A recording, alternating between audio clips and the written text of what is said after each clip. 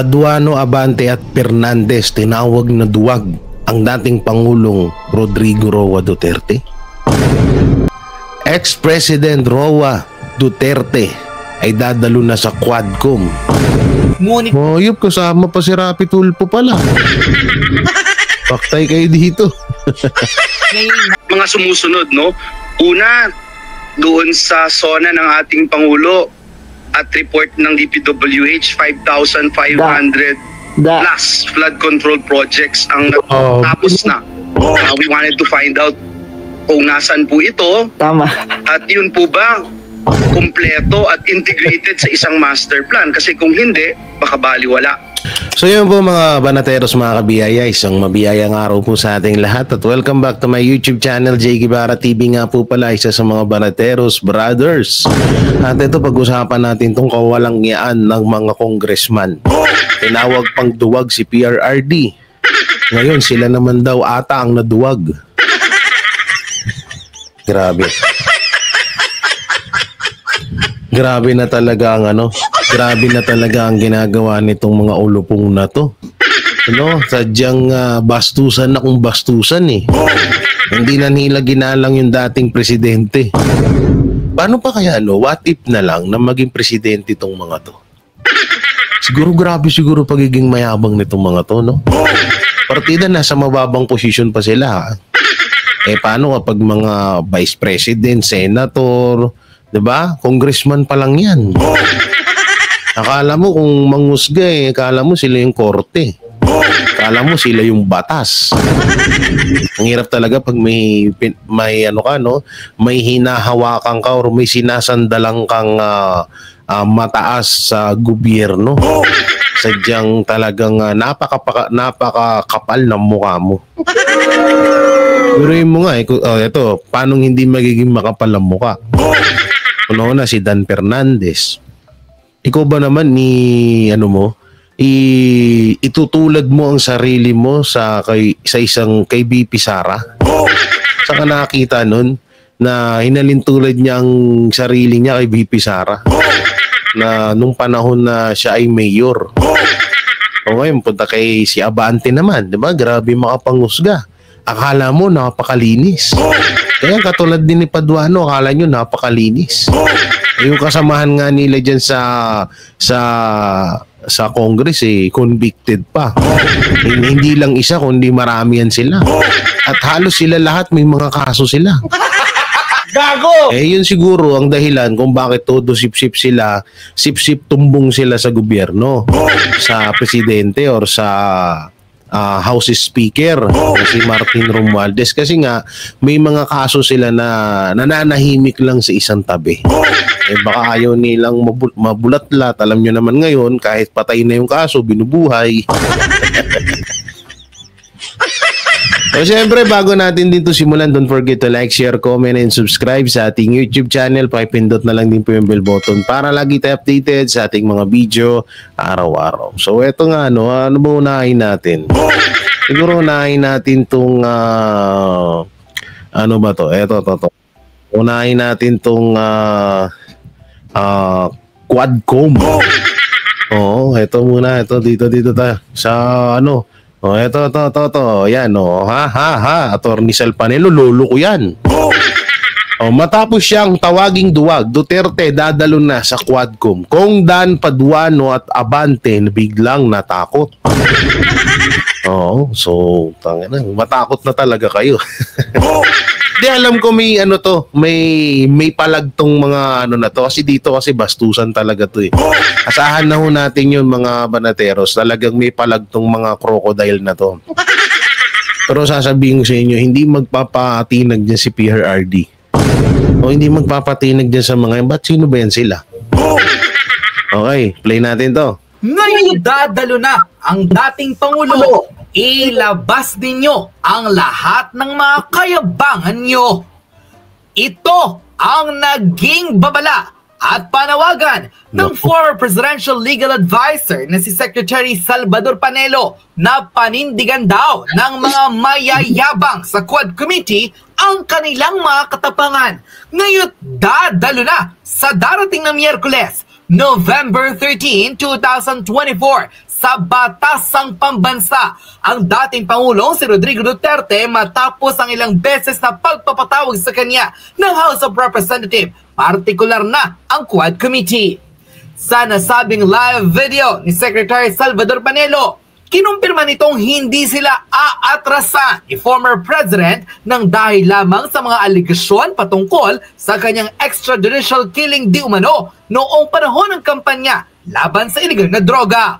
Ayon sa dating legal advisor ni Pangulong Rodrigo Duterte, ngayon daw magkakaalaman kung talaga bang may ibubuga ang miyembro ng Quad Committee. Yari kayo dito. Hindi, ito, naniniwala ako dito sa sinasabi ni Attorney Sal Panelo. Alam naman natin kung gaano to kalapit kay PRRD, di ba? So kung ano yung sasabihin nito, talagang may katotohanan, kaya kayo humanda na kayo. Excited. Ano na ako, kailan ba yun? Bukas ba? Bukas. Kaso may mga bali-balita na kanselado naman daw.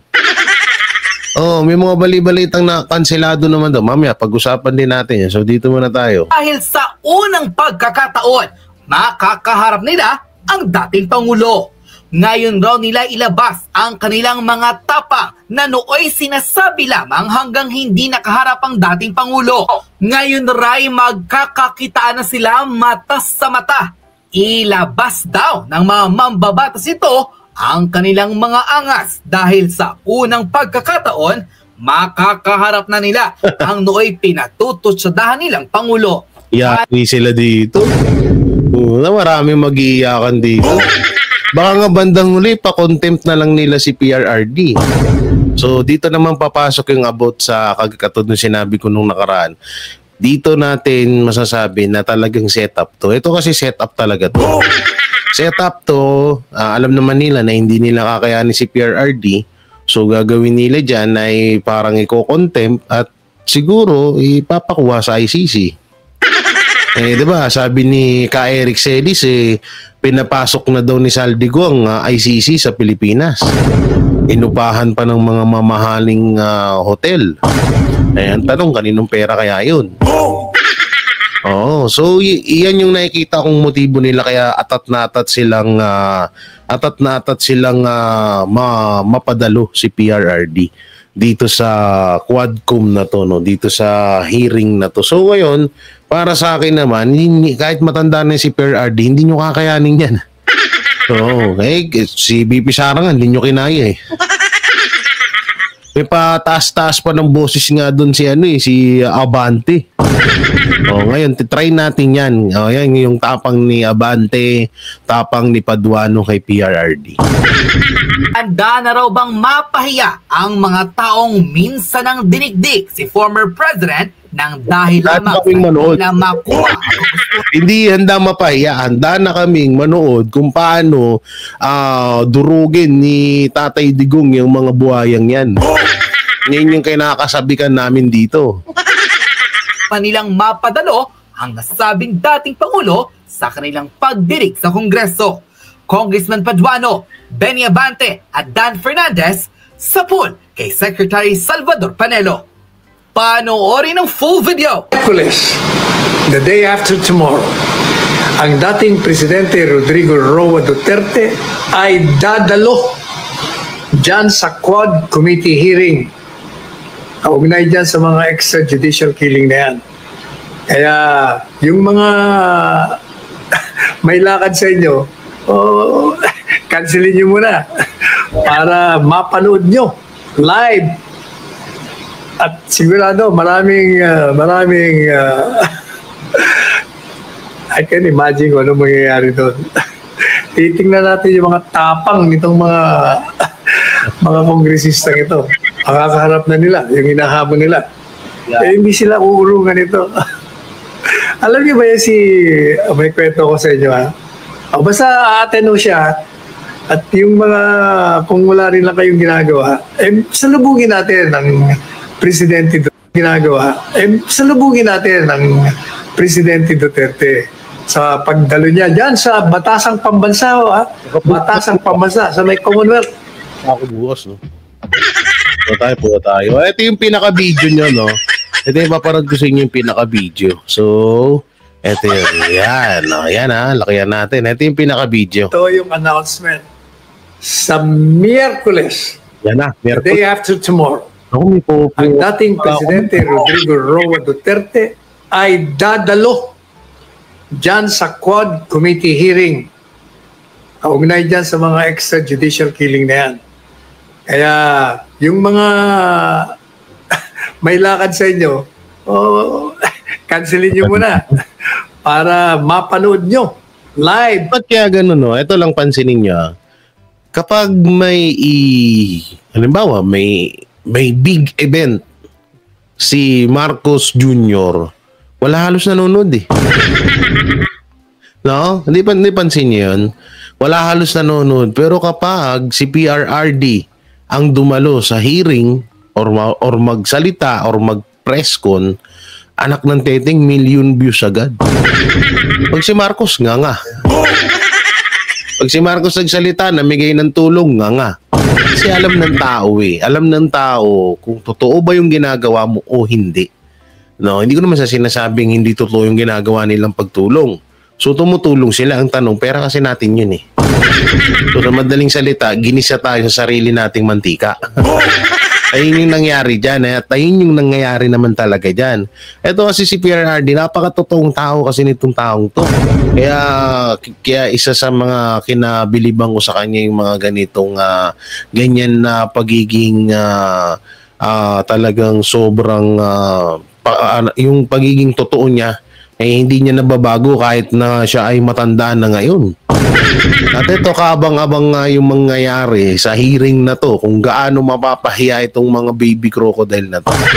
Pero medyo ako rin napapaisip din ako kasi talo ng katalinuhan ang kabalo-sabasan. Abulol pa ako Hindi kasi yung ngayon, talo kasi ng kasi alam naman natin yung laruan ng mga buhaya, 'di ba? Alam naman natin yung laruan nila medyo talagang alam yung garapalan. So kung halimbawa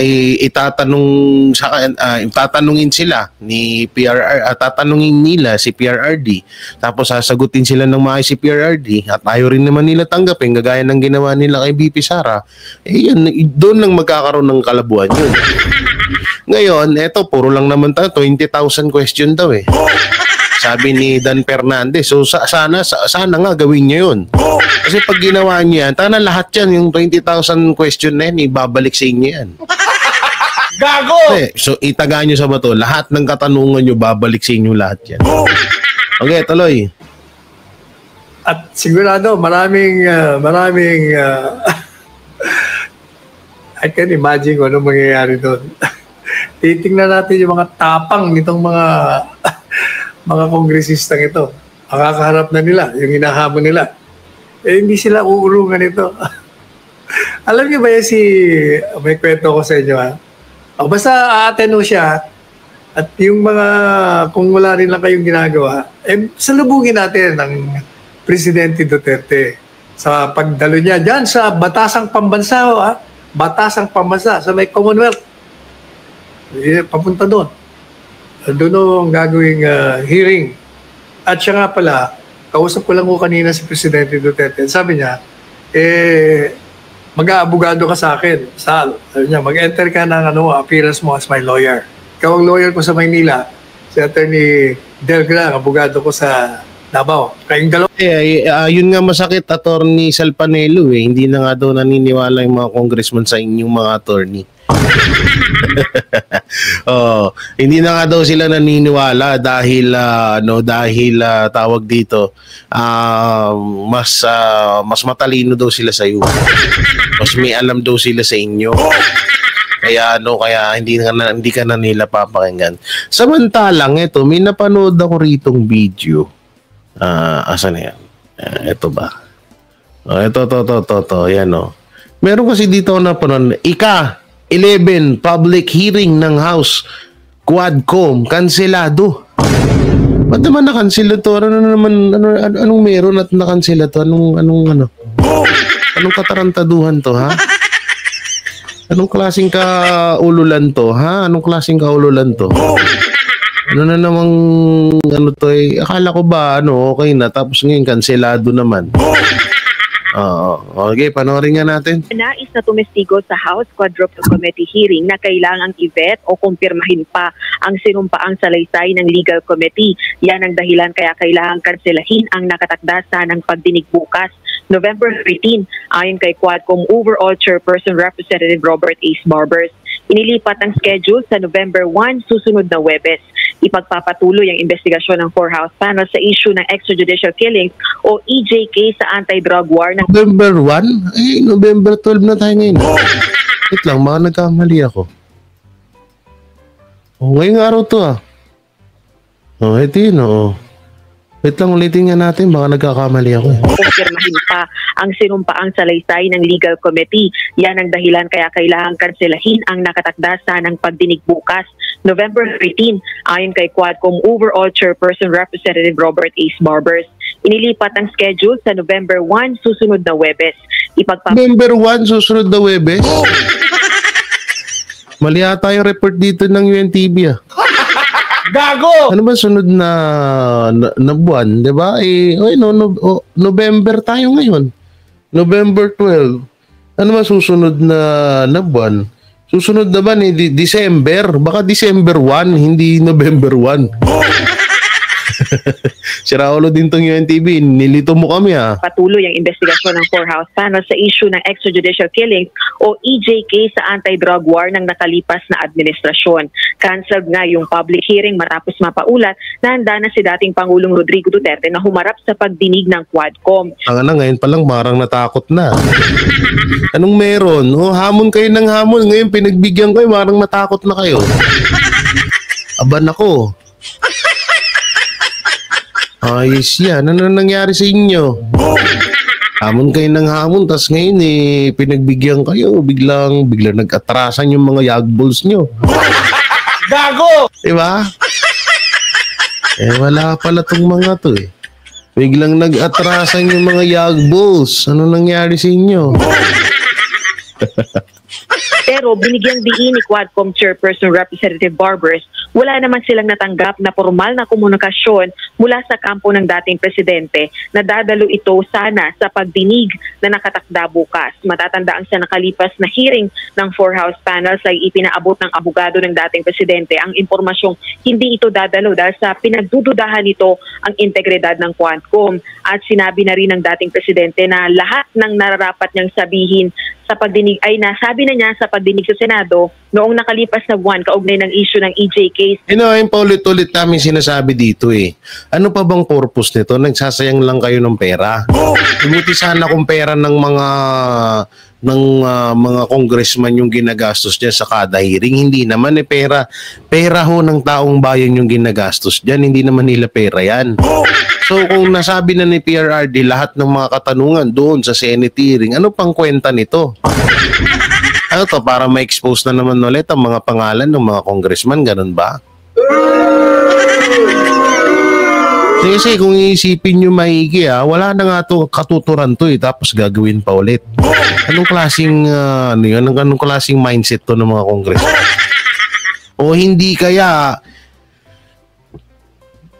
baka dahil katulad nung sa biro ni Pulong Duterte, ni Kong Pulong, na di umano ay may 10 million nata. 10 million or may sahod data sila sa kada hearing. May natatanggap na pera sa kada hearing kaya gustong-gusto lagi nilang may hearing.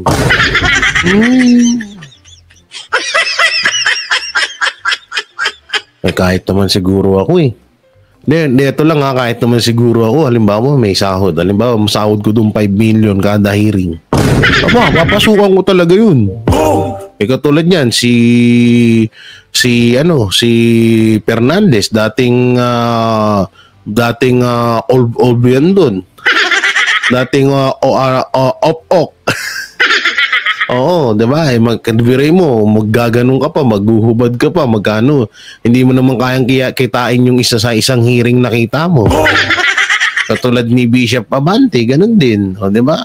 Yung mga donation ng mga member niya, hindi niya kayang kitain sa isang hearing lang.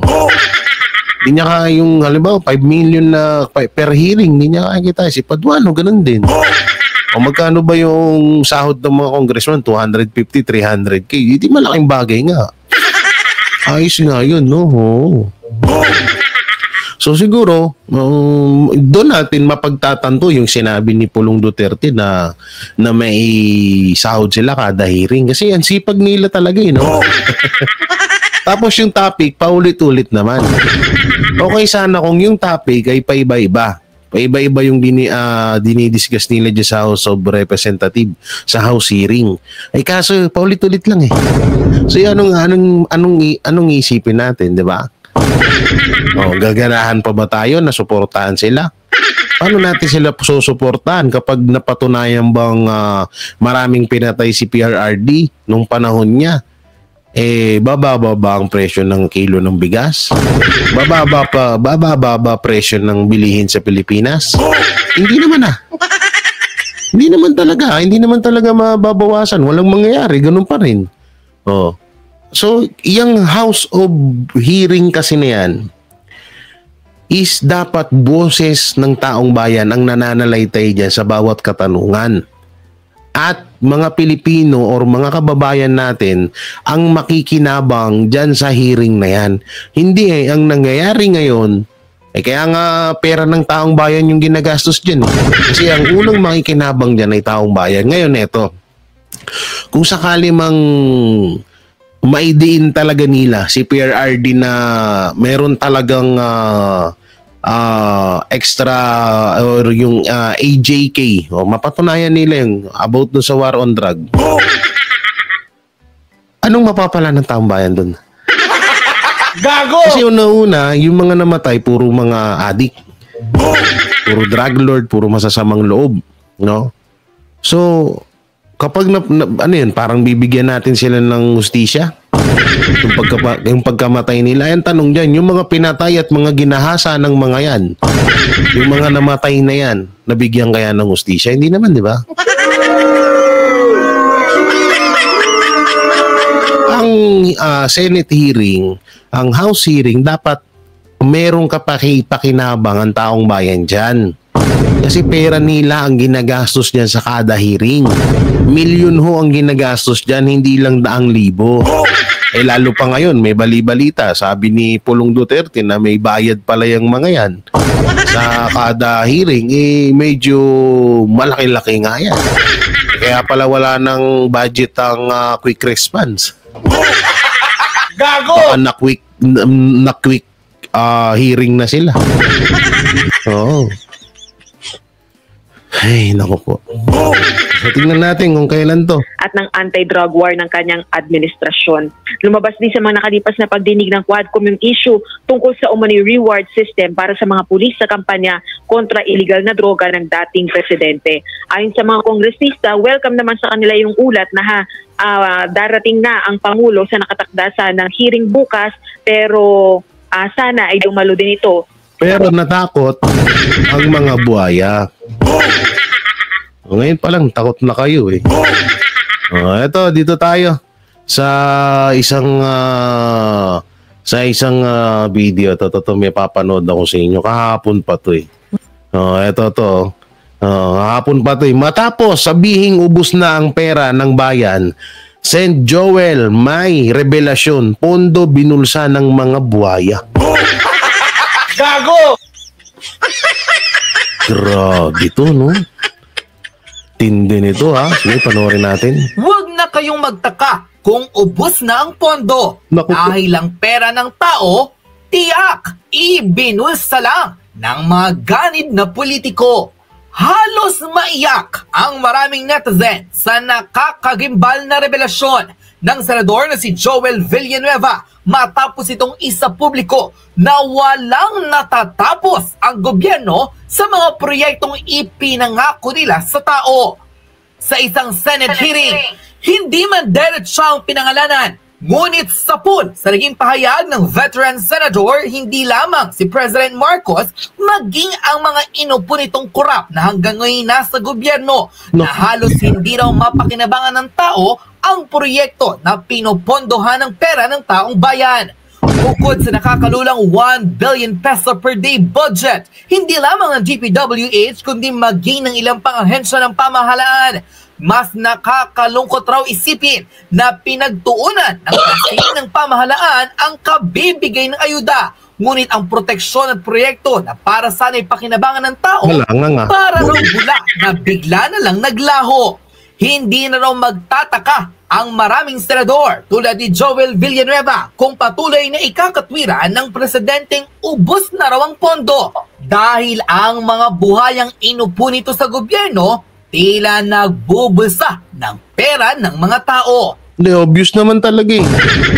Biruin nyo ha, ang aga-aga pa, ubus na agad yung pondo ng Pilipinas.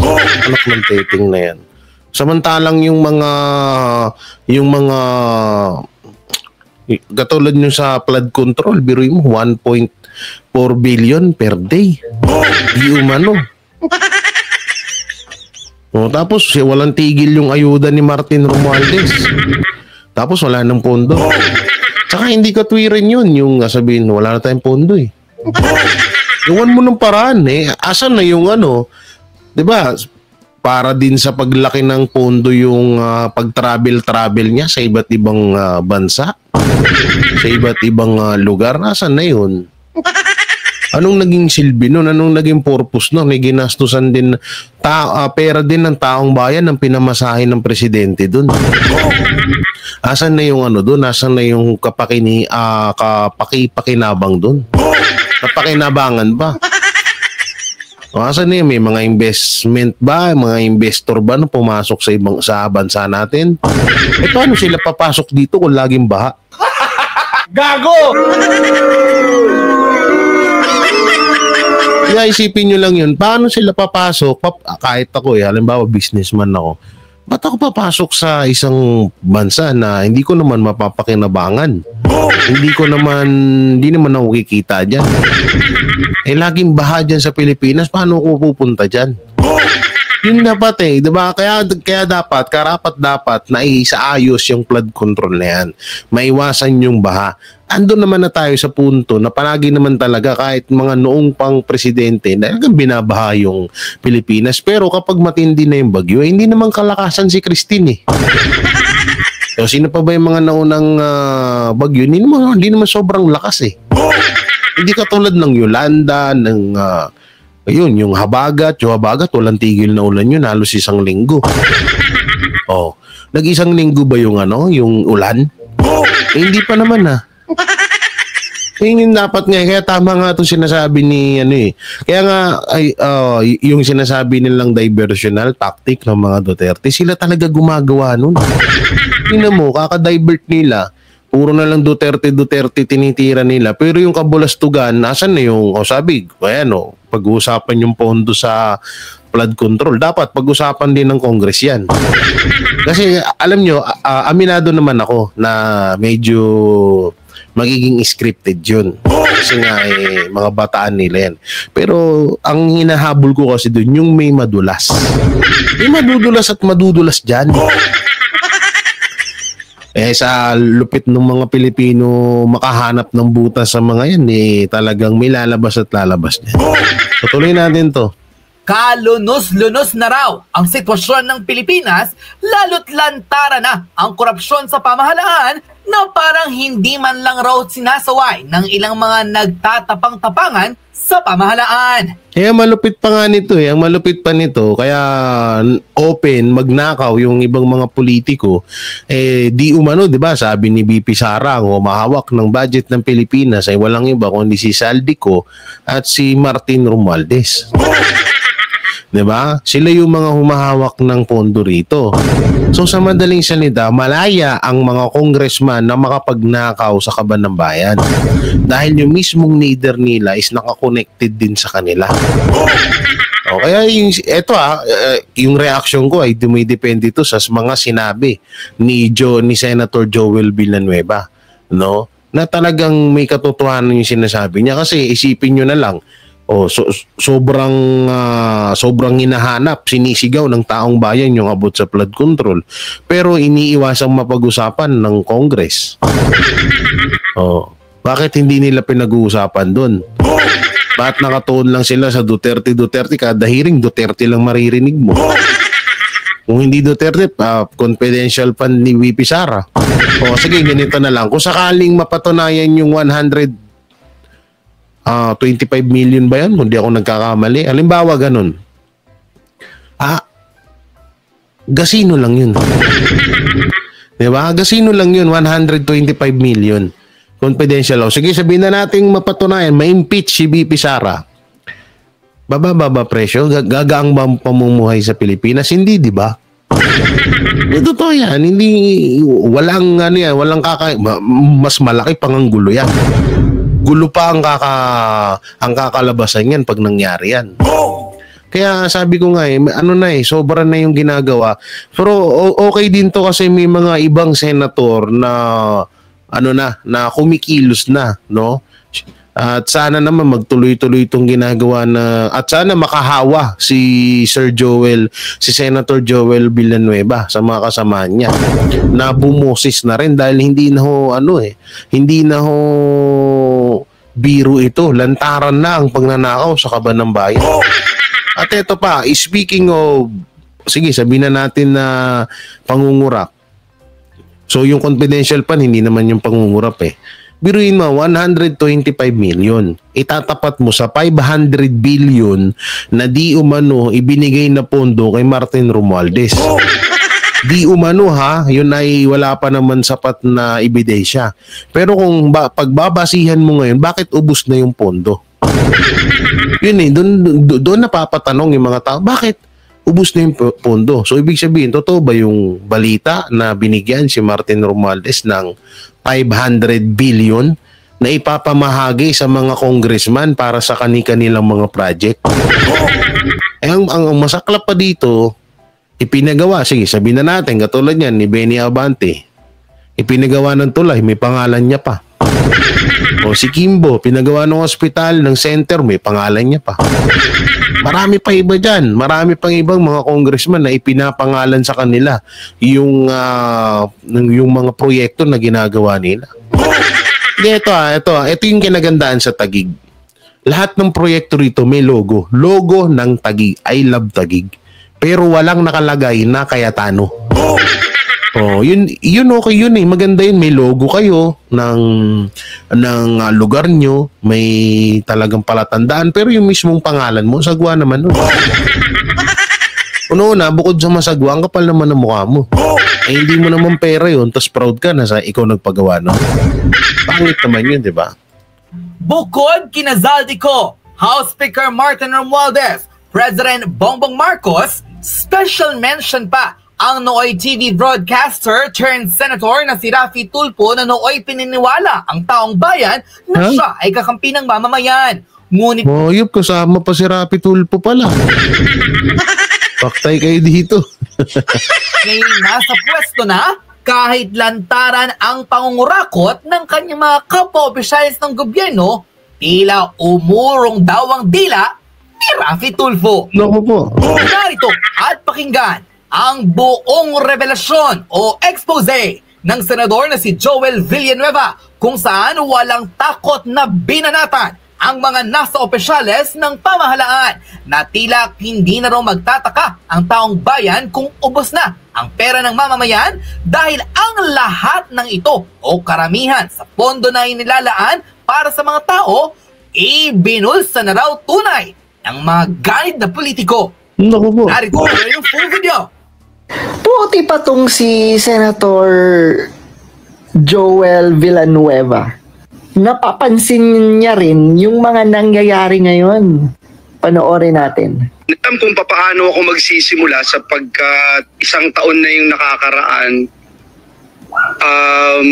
Natetempt po ako na i-play na lang yung opening statement ko last year because it's still timely, very timely. And I remember saying na panay-hearing kami dito and I remember saying na some people would think na hanggang hearing na lang kami. And that was last year. Ngayon parang pati ako nakukonvince na rin. Mr. Chairman, nung Monday po nag-deliver tayo ng privilege speech dito sa plenaryo ukol po sa usapin ng matinding pagbaha. Ang title nga nung privilege speech natin, Anli Baha. Kaya nagpapasalamat tayo kay Chairman Revilla sa pagpapatawag muli ng pagdinig nito. Sana po itong Anli hearings tungkol sa Anli Baha magkaroon na ng pangmatagalang solusyon.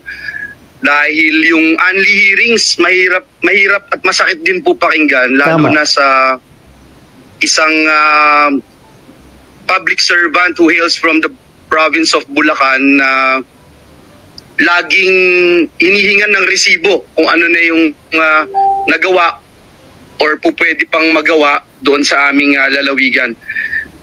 Hindi po ako magtatagal sa aking opening statement. I'd rather... Oh, grabe, no? Anli hearings.